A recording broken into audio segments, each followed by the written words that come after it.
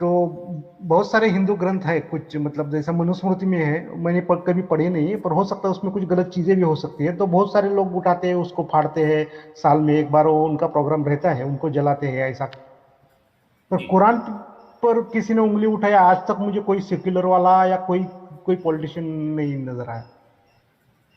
हाँ, यही तो प्रॉब्लम है ना, मैं वही तो बोल रहा हूँ ना यार, जो कोई जो है उस पर उँगली उठाता है, उसको इस्लामोफ़ोब कहकर जो है उसके अगेंस्ट में जो है सारा ये अभियान चलाते हैं।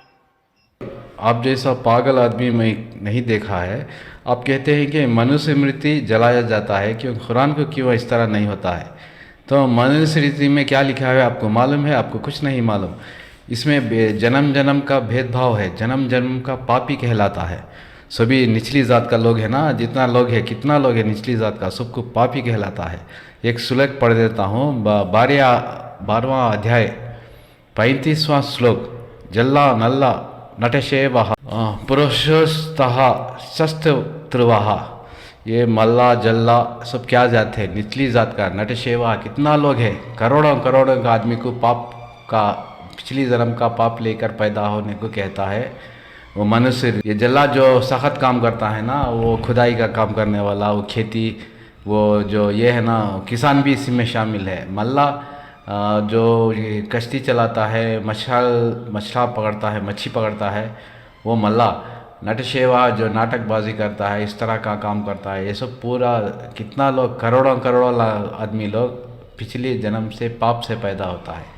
वो 7 जन्म लेने से भी उसका पाप नहीं धुलता है। किसी स्टेट में वो ओबीसी ऊंचा जात है, ऊंचा मतलब मध्यम जात है, किसी स्टेट में वो नीची जात है। लेकिन इस्लाम में ऐसा लिखा हुआ है, आप पढ़ा हुआ कहीं? एक ही सफ़ में हैं महमूद अयाज, उसमें इस्लाम में भेदभाव नहीं, जन्म का भेदभाव नहीं है। मस्जिद में कोई भी जा सकता है, मुसलमान कोई भी जा सकता है, इसमें कोई भेदभाव देखा है आपने? लेकिन निचली जात का आदमी मंदिर में जा सकता है, प्रवेश कर सकता है, जो गुरु है ना वो उधर जा सकता है? नहीं जा सकता है। इस हिंदुस्तान में कितना बड़ा मंदिर है, 20 बड़ा मंदिर है। उसका बड़ा बड़ा मंदिर मतलब उसका संपत्ति 20,000 करोड़, 40,000 करोड़, 60,000 करोड़, 1 लाख करोड़ से भी ज़्यादा संपत्ति वाला बड़ा बड़ा मंदिर है। उसमें एक एक मंदिर में 5,000, 8,000, 6,000, 4,000, 2,000 पुजारी लोग रहता है। उसमें पिछली जात का कोई एक देखा है तूने? पिछली जात का सब बड़ा बड़ा जात का होता है। तो आपको कुछ मालूम ही नहीं है, ऐसा ही बक देते हो। ये जो हमारा भीमराव अंबेडकर है ना, वो पिछली जात के रहते हैं। वो उनको, वो जो पिछली जात का है ना, उसको कपड़ा तक पहनने का उस टाइम पर इजाज़त नहीं था। तभी हमारा भीमराव अंबेडकर 3 पीस का सूट पहनता था, कोट, वेस्ट कोट एंड ये टाई बन के भी रहता था हमारा भीमराव अंबेडकर। तो पिछली जात में ये सब पहनने का नहीं है। अभी भी वो 10-20 साल पहले पिछली जात वाला कपड़ा, ऊपर का कपड़ा भी नहीं पहन सकता था, पहनकर नहीं जा सकता। अभी देखिए ना, अभी इतना कल कल का वाकया, कल का जो है ना, वो पिछली जात का एक आदमी का शव लेकर गया ना, वो ऊंची जात के लोग गली में, तो उसको ये कर दिया, हंगामा हो गया। पिछली जात निचली जात का भेदभाव कितना होता है। हमारे पूर्वज पूरे हिंदू थे, सभी मुसलमान के पूर्वज हिंदू थे, वो मुसलमान हो गए। किस लिए मुसलमान हो गए आपको मालूम है? सब ये भेदभाव की वजह से। तो आपको ये कहते हैं ना मनुस्मृति जलाया जाता है, कुरान को नहीं। मनुस्मृति के अनुसार जो 4,000 साल पहले मनुस्मृति लिखी गई, मैं एविडेंस के साथ में कभी भी मंच पर जाती हूँ। इसमें 2,669 यानी 2,500 से ऊपर इसमें श्लोक है। इसमें वो लिखा हुआ है कि ब्राह्मण ब्रह्मा के मुख से पैदा हुआ, क्षत्रिय भुजाओं से पैदा हुआ, वैश्य नाभि से पैदा हुआ और शूद्र पैरों से पैदा हुआ। कभी मैं यहाँ बैठे हुए सभी मेरे साइंस के पढ़े लिखे बच्चे भी होंगे, कुछ युवा भी होंगे, यहाँ पर सभी लोग समझदार बुद्धिजीवी वर्ग हैं। कभी किसी पुरुष को आपने मुंह से बच्चा पैदा हुआ तो देखा? अगर कोई देखा हो तो बता दीजिए। वो भी ब्रह्मा के मुख से ब्राह्मण पैदा हुआ। मैंने तो अभी तक थूक और खकार के सिवा कुछ निकलते देखा ही नहीं। लेकिन वो कहता है ब्रह्मा के मुख से ब्राह्मण पैदा हुआ, भुजाओं से क्षत्रिय पैदा हुआ, नाभि से वैश्य पैदा हुआ और पैरों से शूद्र पैदा हुआ, यानी SC ST OBC जो संवैधानिक भाषा में कहा जाता है। इन्होंने क्या करूं बांटा?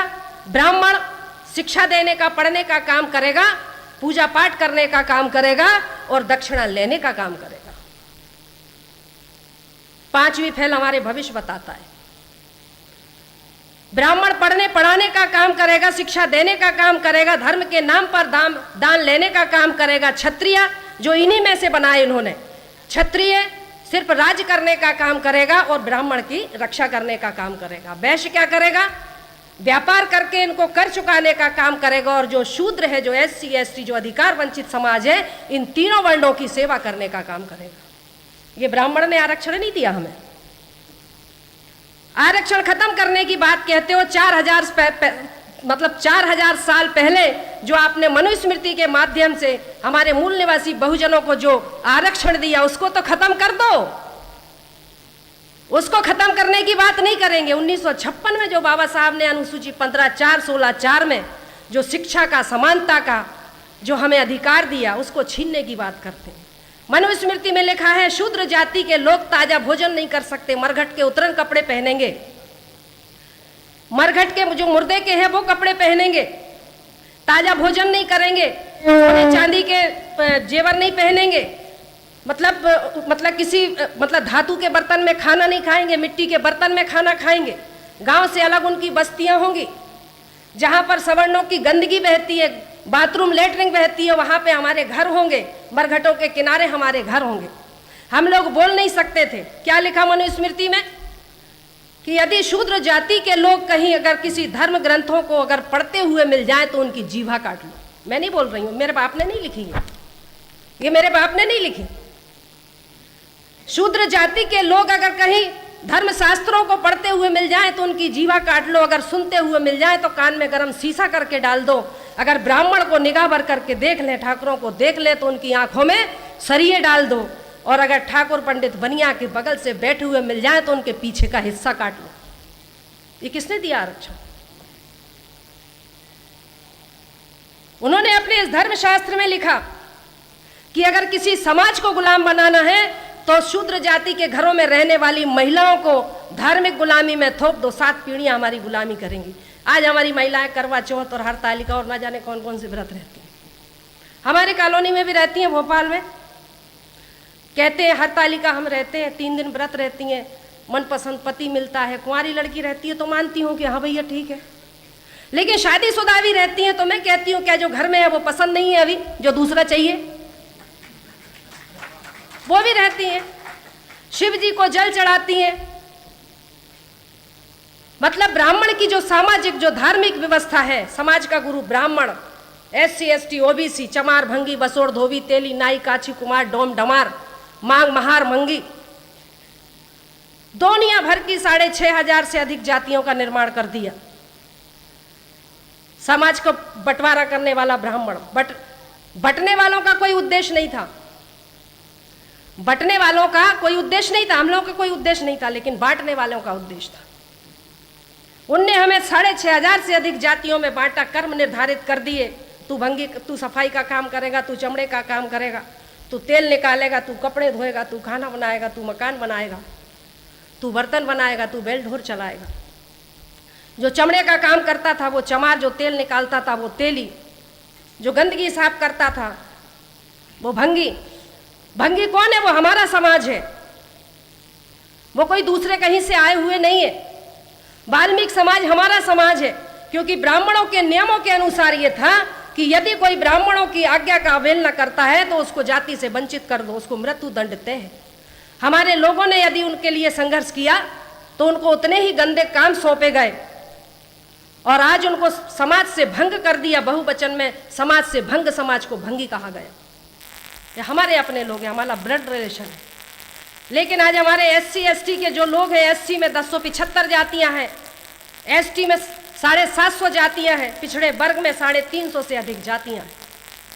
जिन्होंने ज़्यादा संघर्ष करा, इनका मुकाबला किया, इनसे डरे नहीं, उनको उतने ही गंदे पैसे सौंपे गए जो अनुसूचित जाति, संवैधानिक भाषा अनुसूचित जाति के नाम से जाने गए। जिन्होंने ब्राह्मणों की गुलामी स्वीकार नहीं करी हमारे ही लोग, और जो जंगलों की तरफ भाग गए वो आदिवासी कहलाए। और जिन्होंने ब्राह्मणों की जी हजूरी करी, गुलामी स्वीकार करी, और उन्होंने कहा तुम जो करोगे हम करेंगे, वो पिछड़े वर्ग के लोग कहलाए। आज सबसे ज्यादा अगर देश में गुलाम है और अगर शूद्र जिसको नाम दिया है तो कौन है? वो पिछड़ा वर्ग का लोग है। आज पिछड़े वर्ग के पीछे दुश्मन छिपा हुआ है। आज पिछड़े वर्ग के माध्यम से हमारे ऊपर अन्याय अत्याचार होता है, जबकि वो हमारा बड़ा भाई है। वो नहीं जानता कि ये एससी और एसटी के लोग मेरे छोटे भाई हैं और मैं किन के कहने में ये अन्याय अत्याचार कर रहा हूं। जिन्होंने ब्राह्मणों की गुलामी से, उनके अन्याय और अत्याचारों से तंग होकर जो माइनॉरिटी के लोग कहलाए, जैसे मुस्लिम है, सिख है, बुद्धिस्ट है, ईसाई है, जैन है, ये हमारे लोग हैं।